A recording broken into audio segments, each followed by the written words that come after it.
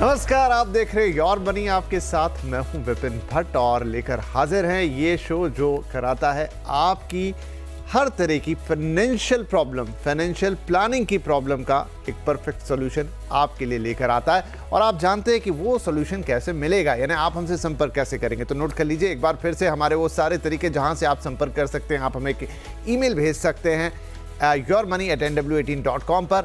उससे आसान तरीका जानना चाहते हैं तो आप हमें एक मैसेज कर सकते हैं व्हाट्सएप पे 7045220000 पर। इसके अलावा आप ये जो आपका मनपसंद शो है ये फेसबुक और एक्स पर लाइव रहता है डेली। तो अगर आप डिजिटल वॉचर हैं, आप एक डिजिटली शो देखना पसंद करते हैं इन प्लेटफॉर्म्स के ऊपर, तो वहाँ कमेंट बॉक्स में जाकर भी अपने सवाल पूछ सकते हैं। कोई भी तरीका अपना लीजिए, बस अपनी समस्या को हमें दीजिए और उसका सॉल्यूशन हम आपके पास लेकर आ जाएंगे। और आज हमारे साथ कार्यक्रम में जुड़ रहे हैं वॉइस इन्वेस्ट के सीईओ हेमंत रुस्तगी जी, जिनसे हम आपके पर्सनल फाइनेंस की प्लानिंग कराएंगे और साथ में कुछ और इंटरेस्टिंग चीज़ें भी बताएंगे। हेमंत जी, बहुत बहुत स्वागत है आपका, और काफ़ी वक्त बाद हमारा ये मिलना हुआ है ऑन एयर ही सही। जी विपिन, बिल्कुल काफी समय के बाद बहुत अच्छा लग रहा है आपके साथ शो करते हुए। Equally feeling well sir. तो चलिए शुरुआत करते हैं, और परंपरा के मुताबिक हम शो के पहले कुछ ऐसी फाइनेंशियल टिप्स देते हैं अपने दर्शकों को जो उनके इस पर्सनल फाइनेंस की जर्नी में उन्हें बहुत काम आती है। तो आज हम बात करेंगे कि आपकी किसी भी पर्सनल फाइनेंस में एक एसआईपी करने के पहले, कोई बड़ा निवेश करने के पहले 2-3 बड़ी चीज़ें जो करना बेहद आवश्यक है, और वो भी आपकी पर्सनल फाइनेंस की एक नींव को बनाता है, वो हम हेमंत जी से जानेंगे। तो हेमंत जी, वो क्या फैक्टर्स हैं, वो क्या एस्पेक्ट्स हैं जो किसी को भी अपनी पर्सनल फाइनेंस की जो प्लानिंग है या वो सफ़र है, वो जर्नी शुरू करने के पहले सबसे पहले करना चाहिए? जी विपिन, जैसे आपने बिल्कुल सही कहा, ये बहुत ही इंपॉर्टेंट एस्पेक्ट है। देखिए, बहुत अच्छा लगता है जब हम देखते हैं कि अभी के जो निवेशक है वो काफी अच्छे से अपनी इन्वेस्टमेंट प्रोसेस को प्लान करते हैं, गोल बेस्ड इन्वेस्टमेंट प्रोसेस फॉलो करते हैं। यानी किस तरह के गोल, कितना टारगेट, कैसे इन्वेस्ट करें।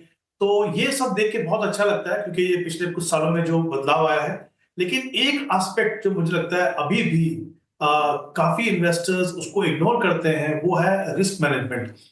रिस्क मैनेजमेंट हमारे इन्वेस्टमेंट प्रोसेस का बहुत इंपॉर्टेंट हिस्सा है, और वो दो तरीके से आता है।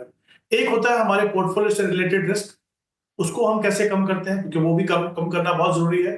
तो वहां पे हम डाइवर्सिफाई करते हैं अक्रॉस डिफरेंट एसेट क्लासेस। यानी हम फिजिकल एसेट में इन्वेस्ट करते हैं, हम फाइनेंशियल एसेट में इन्वेस्ट करते हैं। उसके अंदर भी कंजर्वेटिव इन्वेस्टमेंट ऑप्शंस हैं, मार्केट लिंक प्रोडक्ट्स हैं, हम एसेट एलोकेशन फॉलो करते हैं।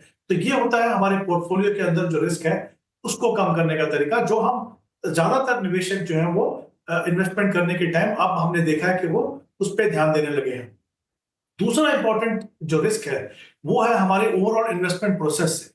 देखिए क्या होता है, जब हम गोल बनाते हैं, हम कोशिश करते हैं कि भाई अगले 20 साल में हमको बच्चों के एजुकेशन के लिए पैसा चाहिए, अपने रिटायरमेंट के लिए चाहिए, कोई एसेट्स खरीदने हैं, तो हम उसके लिए इन्वेस्टमेंट प्लान बना के पूरी मेहनत करते हैं, पैसा कमाते हैं और उसको इन्वेस्ट करते हैं। लेकिन वहां पे जो बड़े रिस्क है वो ये है कि जो अर्निंग मेंबर्स हैं, जो हमारे इन्वेस्टमेंट प्रोसेस में जो कंट्रीब्यूट कर रहे हैं, अगर उनको कुछ हुआ, जैसे बोलते हैं ना व्हाट इफ सिनेरियोस, अगर ऐसा हुआ तो फिर क्या हो। वो लाइफ से रिलेटेड हो सकता है, जैसा कि हम जानते हैं कि लाइफ बहुत अनसर्टेन है, कुछ भी हो सकता है। हमारी हेल्थ से रिलेटेड हो सकता है, या कोई ऐसी फाइनेंशियल इमरजेंसी आ जाए जिसके लिए अगर हम तैयार नहीं है, तो कहीं ना कहीं हम देखेंगे कि हमारा जो पूरा इन्वेस्टमेंट प्रोसेस है वो पूरा बिगड़ जाता है। ये मुझे लगता है बहुत ही इंपॉर्टेंट एस्पेक्ट है। निवेश करने से पहले 3 चीजों पे ध्यान रखनी है रिस्क मैनेजमेंट के लिए। एक, आपका जो लाइफ इंश्योरेंस होना चाहिए, आपकी लाइफ की जो रिस्क है उसको कम करें। और वहां पे भी जरूरी क्या है, एक तो इंश्योरेंस हो, राइट प्रोडक्ट। मतलब ज्यादातर हमने क्या देखा है कि लोग एक ऐसी इन्वेस्टमेंट कम इंश्योरेंस प्लान लेते हैं जहां पे ना तो आपको इंश्योरेंस सही से मिलता है, ना तो आपको जो रिटर्न मिलने चाहिए लॉन्ग टर्म में वो आपको मिलते हैं। तो वहां पे आप कोशिश कीजिए कि आप एक टर्म प्लान लें। प्रीमियम कम है लेकिन जितना क्वांटम आपको कवर चाहिए वो आपको मिलता है। तो ये एक इंपॉर्टेंट एस्पेक्ट है। और एडिक्वेट सम इंश्योर्ड कैसा हो, आप देखेंगे कि अगर एक थंब रूल फॉलो करेंगे, 10 से 15 साल की आपकी जो ग्रॉस इनकम है और आपकी जो लाइबिलिटीज है, उतना रिस्क उतना आपके पास कवर होना चाहिए। दूसरा, हेल्थ इंश्योरेंस। अब हम जानते हैं हमारा लाइफस्टाइल कैसा है। एक बार अगर आप हॉस्पिटल चले गए ट्रीटमेंट के लिए, लाखों रुपए खर्चा आता है, वो कहीं ना कहीं आपकी जो पूरी फाइनेंशियल प्लानिंग को बिगाड़ देता है। तो हेल्थ इंश्योरेंस हो, वहां पे भी क्वांटम सही हो और एक सही प्रोडक्ट हो।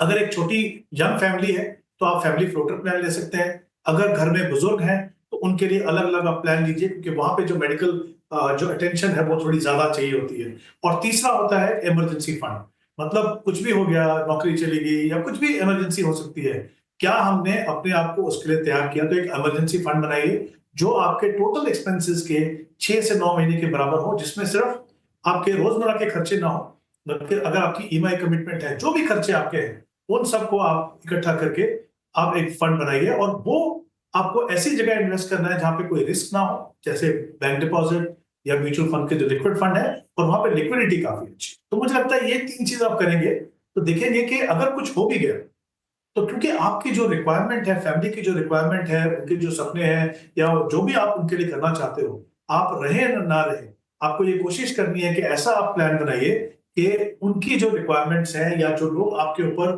फाइनेंशियली डिपेंडेंट है वो सडनली एक्सपोज ना हो एक ऐसे रिस्क पे कि उनको पता ना चले कि उनकी लाइफ में क्या करना। तो मुझे लगता है ये रिस्क मैनेजमेंट दोनों साइड से पोर्टफोलियो के अंदर जो होगा, डाइवर्सिफिकेशन एसेट एलोकेशन से, और ओवरऑल इन्वेस्टमेंट प्रोसेस का रिस्क होगा रिस्क मैनेजमेंट से, जिसमें हेल्थ इंश्योरेंस, लाइफ इंश्योरेंस और इमरजेंसी फंड होगा। सारे दर्शक भी आई होप उम्मीद करता हूं कि समझ गए हैं। रिस्क मैनेजमेंट बहुत इंपॉर्टेंट है, जैसा सर ने कहा आपके पोर्टफोलियो के अंदर भी डाइवर्सिफिकेशन, उसकी बात तो हम अभी आने वाले सवालों में वैसे भी करेंगे, लेकिन 3 इंपॉर्टेंट बातें, आपका लाइफ इंश्योरेंस होना चाहिए, उसके बाद आपका स्वास्थ्य का बीमा यानी आपका हेल्थ इंश्योरेंस होना चाहिए, और फिर एक इमरजेंसी फंड आपके पास होना चाहिए। ये 3 चीज़ें आपकी फाइनेंशियल प्लानिंग का आधार बनाती है, बेस बनाती है, उसकी एक अच्छी नींव तैयार करती है। राइट, चलिए सवाल जवाब के सिलसिले को शुरू करते हैं। पहले कॉलर है हमारे मिस्टर कृष्ण कुमार झा, सूरत गुजरात से हमें कॉल कर रहे हैं। झा साहब, बहुत बहुत स्वागत है आपका। क्या आपका सवाल है, क्या गोल्स हैं, क्या अचीव करना चाहते हैं आप?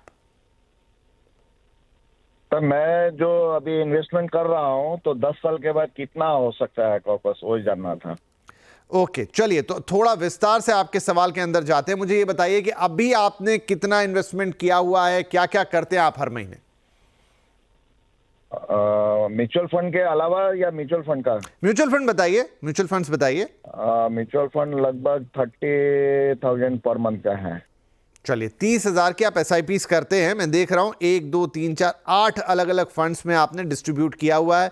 किसी में 8,000 से लेकर तो 1,000 रुपए तक, इस तरीके से आपने 30,000 रुपए बांटे हैं, वो स्क्रीन पर लगातार चल रहा है। मुझे बताइए कि आपका गोल, आपने हालांकि मोटा मोटा गोल तो बोला कि 10 साल में कितना हो जाएगा आप जानना चाह रहे हैं, लेकिन क्या आपने कुछ ऐसा एलोकेशन नहीं किया है कि मुझे इस पर्टिकुलर चीज के लिए इतने समय में इतना पैसा लगेगा? उस तरह का कोई खाका नहीं बनाया आपने?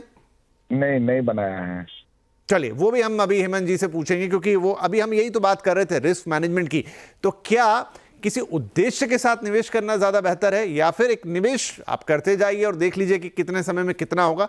तो हेमंत सर, इनका पोर्टफोलियो हमारे सामने, कोई स्पेसिफिक गोल नहीं है, बस ये समझना चाहते हैं कि अगले 10 साल में आज के इस निवेश को वो कितना बड़ा कर पाएंगे।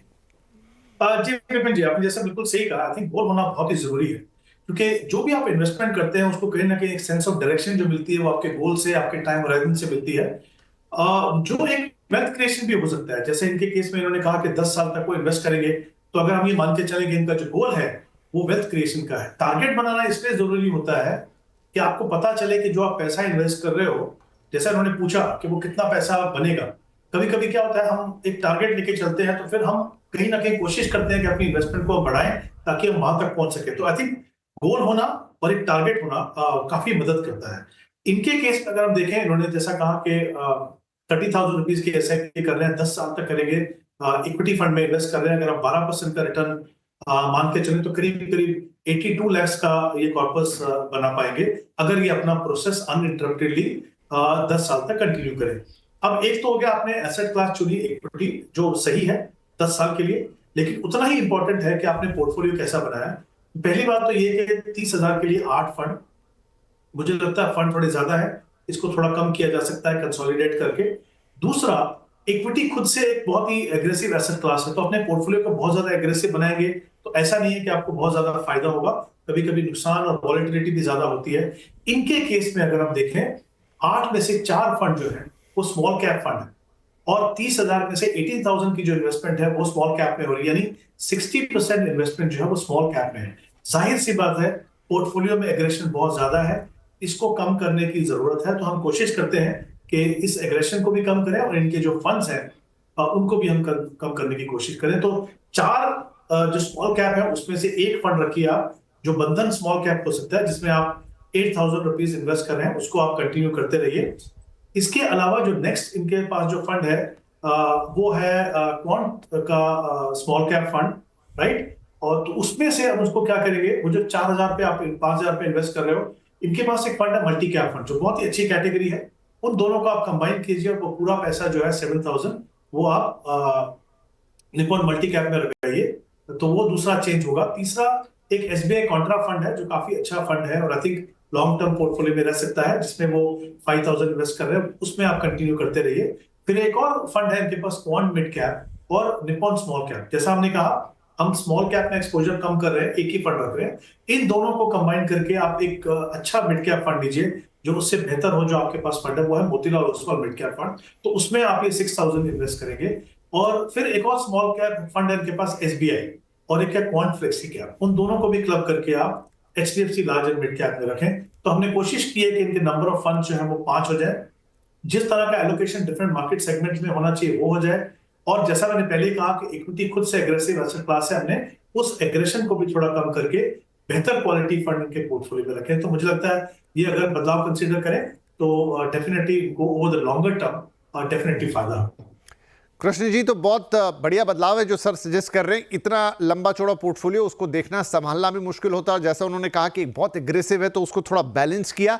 एक अच्छी अप्रोच के साथ 82 लाख आप बना पाएंगे। और अगर ये जो सुझाव सर ने दिए हैं तो आपकी मेहनत भी कम होगी, आप फोकस भी ज़्यादा कर पाएंगे, अपने फंड्स को ट्रैक कर पाएंगे अगर उनकी संख्या कम होगी। और सबसे इंपॉर्टेंट बात कि रिस्क मैनेजमेंट उसमें कम हो गया, उसको बैलेंस अप्रोच के साथ अलग अलग तरीके के फंड, क्योंकि बहुत इक्विटी हैवी हो रहा था, यहाँ पर उन्होंने आपके लिए सजेस्ट किया है। तो आई होप आप आगे के लिए, आपके लिए बहुत सारी शुभकामनाएं यहाँ पे, और आप अपने गोल को जरूर अचीव करें। 82 लाख अभी बन रहा है, आगे कोई गोल निश्चित करते हैं तो भी आप हमसे पूछ सकते हैं। हम फटाफट बढ़ जाते हैं अपने दूसरे कॉलर की तरफ, और वो है महेश गोयल साहब। गोयल साहब, क्या आप मुझे सुन पा रहे हैं? हाँ जी, बिल्कुल सुन पा रहा हूँ सर। तो कृपया करके अपना सवाल बताइए। सर, मेरा सवाल ये है कि आई एम 70 ईयर्स ओल्ड। जी सर। रिटायर हो चुका हूँ, मुझे कोई पेंशन नहीं मिलती है, मगर जो मैंने मंथली खर्चे के लिए जो है, मैंने वो जो स्मॉल सेविंग स्कीम्स हैं उसके अंदर डिपॉजिट किया हुआ है। मगर मैं कुछ म्यूचुअल फंड के अंदर 4 to 5 लाख रुपीज अगर मैं जमा कराना रहता हूँ लमसम फॉर 2 ईयर्स 1 ईयर, उसके लिए मतलब कौन से म्यूचुअल फंड में डालना चाहिए मुझे? ठीक, जरूर गोयल साहब आपकी मदद करते हैं। तो बड़ा इंपॉर्टेंट सवाल है गोयल साहब का, कि उन्होंने ये बताया साफ साफ कि वो रिटायर हो गए, फिलहाल पेंशन का कोई प्रबंध नहीं है, लेकिन इस उम्र में भी, इस वक्त में भी वो म्यूचुअल फंड में कुछ पैसे डालने चाहते हैं एक मुश्त, ताकि उनका जो रोजमर्रा का खर्चा है वो चले। थोड़ा ट्रिकी क्वेश्चन है, लेकिन हम यहाँ हेमंत सर से पूछेंगे कि जब आप इतना लेट इन्वेस्टमेंट का सोचते हैं, वहां पर आपको क्या देखना है? जी बिल्कुल, आई थिंक ये बहुत ही इंपॉर्टेंट एस्पेक्ट है जिसके बारे में आपने बात की, कि कहीं ना कहीं वो रियलाइजेशन है कि जो पूरा पैसा अगर स्मॉल सेविंग स्कीम में लगाते हैं तो कहीं ना कहीं आप स्ट्रगल करते हैं इन्फ्लेशन को बीट करने के लिए। वहां पे म्यूचुअल फंड जैसी जो इन्वेस्टमेंट ऑप्शन है, जिनको हम मार्केट लिंक ऑप्शंस कहते हैं, उनको देखना बहुत जरूरी है। But I think important aspect ये होता है कि उसका प्रोपोर्शन कितना हो। अब जैसा इन्होंने कहा कि 4 से 5 लाख वो इन्वेस्ट करना चाहते हैं, 1 या 2 साल का इनका समय है, और इनकी एज जो है करीब 70-71 ईयर है। तो इन सब चीजों का हमें ध्यान रख के इनको बताना है कि किस तरह का पोर्टफोलियो बनाएं। तो देखिए, इन्वेस्टमेंट अमाउंट तो ठीक है 4 से 5 साल, जैसा उन्होंने 5 लाख उन्होंने कहा, लेकिन जो इनके जो टाइम होराइजन है उसमें मुझे लगता है थोड़ा सा लंबा रखने की जरूरत है। क्योंकि जब भी आप मार्केट लिंक प्रोडक्ट में आप इन्वेस्ट करते हो तो वहां पे होराइजन थोड़ा लंबा चाहिए, चाहे वो प्योर डेट फंड हो, चाहे वो हाइब्रिड फंड हो। पहली बात तो मैं चाहूंगा कि वो समय जो इनके पास है उसमें अगर थोड़ी फ्लेक्सिबिलिटी रखें, 1-2 साल और बढ़ा लें तो बेहतर ऑप्शन होगी। दूसरी बात, जैसा उन्होंने कहा कि वो बेहतर रिटर्न देख रहे हैं, तो एक कैटेगरी है मुझे लगता है जो इनके लिए, कंसिडरिंग द फैक्ट कि वो first time market link option में पैसा लगा रहे हैं, वो इक्विटी सेविंग्स है। ये जो फंड है बेसिकली इनमें कुछ एक्सपोजर इक्विटी में होता है, बाकी आर्बिट्राज और डेट में। और तो कुल मिला के कोशिश ये रहती है कि इक्विटी की जो एक्सपोजर है वो कैप को बहुत ज्यादा ना हो, लेकिन साथ ही क्योंकि इक्विटी एक्सपोजर है थोड़ी वोलेटिलिटी भी होगी, लेकिन साथ ही ये पोटेंशियल भी होगा कि उनको जो फिक्स डिपॉजिट या जो स्मॉल सेविंग में जो उनका पैसा है उससे थोड़ी बेहतर रिटर्न मिल सके। तो यहाँ पे 2 फंड है उस कैटेगरी के, जैसे कोटक इक्विटी सेविंग फंड और इन्वेस्को इक्विटी सेविंग, उनको आप देख सकते हैं। बट अगर बिल्कुल भी रिस्क नहीं चाहिए और कोशिश ये करने की थोड़ा सा रिटर्न बेहतर मिल सके इनको बैंक फिक्स डिपॉजिट वगैरह से, तो फिर जो शॉर्ट टर्म डेट फंड्स है उनको आप देख सकते हैं, जहां पे HDFC short term debt fund या तो फिर कोटक बॉन्ड शॉर्ट टर्म, इन फंड्स को आप देख सकते हैं। बट मेरा ये मानना है कि अगर इनको थोड़ी कोशिश करनी है कि रिटर्न थोड़ा सुधरे और अगर थोड़ा वॉलेटिलिटी को वो झेल पाए, वो होगा अगर वो समय थोड़ा लंबा रखेंगे, तो इक्विटी सेविंग मुझे लगता है इनके लिए बेहतर ऑप्शन है।